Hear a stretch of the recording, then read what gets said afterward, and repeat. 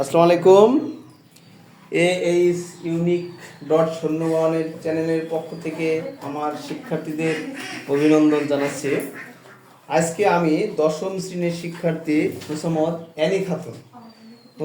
Annie Khatun সম্পাদ্য সম্পদের উদাহরণ 2 এবং 142 পৃষ্ঠার জ্যামিতিটা নিয়ে আলোচনা করবে। আচ্ছা অ্যানি, আমি তোমাকে প্রশ্নটা বলি, তুমি আগে শোনো। যেমন একটি বর্গের পরিসীমা 2s হলে বর্গটি আঁকো। অর্থাৎ 2s বলতে s এর মান দেওয়া আছে কত বলো তো?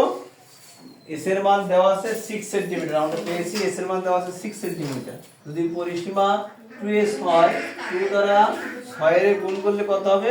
12। তাহলে কত হবে? 12 সেন্টিমিটার, তাই না? আচ্ছা, তাহলে এই জ্যামিতিটা তুমি কিভাবে আঁকবা বা কিভাবে আঁকছো তুমি সেটার ডিটেইলস বর্ণনা করবা।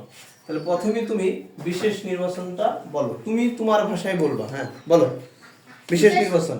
বিশেষ নির্বাচন মনে করি একটি বর্গের পরিসীমা p সমান 2x 2s সমান 12 সেন্টিমিটার। ওকে, দেওয়া আছে, বর্গটি অঙ্কন করতে হবে। Very good. তাহলে এটা আমরা বিশেষ নির্বাচন কিন্তু পেয়ে গেলাম। কি কি? যেমন একটি বর্গের পরিসীমা দেওয়া আছে 12 সেন্টিমিটার। হ্যাঁ, বর্গের পরিসীমা দেওয়া আছে 12 সেন্টিমিটার, বর্গটি আমার আঁকতে হবে। তাহলে একটি বর্গের কয়টা বাহু থাকে? 4টি বাহু। তাহলে পরিসীমাকে কয় দ্বারা ভাগ করতে হবে? 4 দ্বারা ভাগ করতে হবে নাকি? তাহলে প্রথমে আমরা কি করব? 12 সেন্টিমিটারের 2 ভাগ করে নিব। এটার মধ্যবিন্দু নির্ণয় করব। তাহলে 6 সেন্টিমিটার হয়, 6 সেন্টিমিটারকে আবারও 2 ভাগ করে নিব। হ্যাঁ, কাটা কম্পারিজন, ঠিক আছে? এটা তোমরা পারো, তাই এটা শর্ট করে আমরা এটা দিয়েছি, ঠিক আছে? তাহলে আমরা পাবো কত? 4 সেন্টিমিটার। এখন 4 সেন্টিমিটার বাহু বিশিষ্ট আমরা একটা কি আঁকবো? বর্গ আঁকবো। বাস, এবার অঙ্কনের বিবরণ ও অঙ্কন শুরু করবে, ঠিক আছে? তো কিভাবে আঁকছে হ্যাঁ খাতায়, সেটাই এখানে জাস্ট বর্ণনা করবে। ওকে, বলো এনি, বলো অঙ্কনের বিবরণ।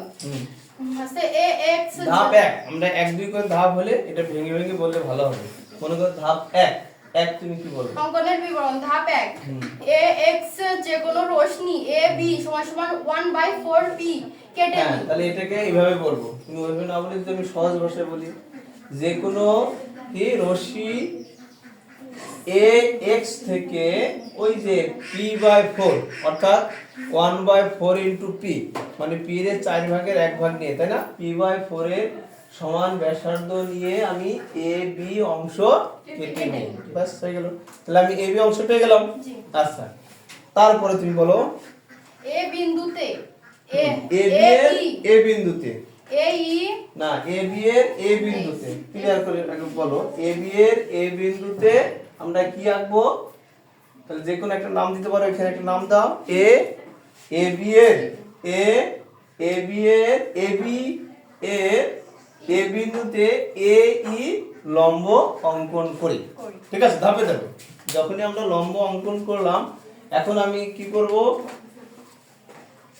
লম্ব অঙ্কন করি। লম্ব অঙ্কন করার পরে এবার দেখো AB এর পাইছি না এখানে? AB যখন পেয়ে গেছি, এবার AE থেকে কি থেকে AE থেকে কার সমান করে? ওই একই কথা, p/4 অথবা আমি AB নিয়েছি, তাই না? তাহলে AB এর সমান ব্যাসার্ধ নিয়ে AD অংশ কেটে নিই, হয়ে গেল। হ্যাঁ, AD অংশ কেটে নিই।